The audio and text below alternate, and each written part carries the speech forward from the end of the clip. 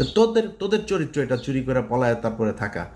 সাহস যদি থাকে এই দেশে, বাংলাদেশে বিএনপির আছে, জামাতের আছে, এনসিপির আছে, বাংলাদেশের সাধারণ মানুষের আছে যারা আওয়ামী বিরোধী।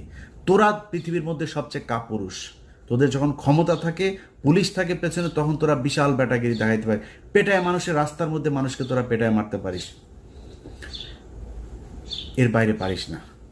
তো কথা বেশি বললাম না, শুধু এতটুকুই বলি, আওয়ামী লীগের লোকজন তোদের কপালে এখনো বিপদ আছে।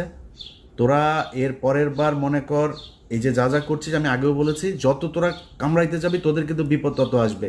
এরপরে কিন্তু হঠাৎ করে তোর ওই টুঙ্গিপাড়া যায় কিন্তু হিসু করে দিয়ে আসবে পাবলিক, একদম চুরমার করে ভাঙচুর করে দিবে। 32 নম্বর ভাঙছি, ফালাইতে পারছিস কিছু?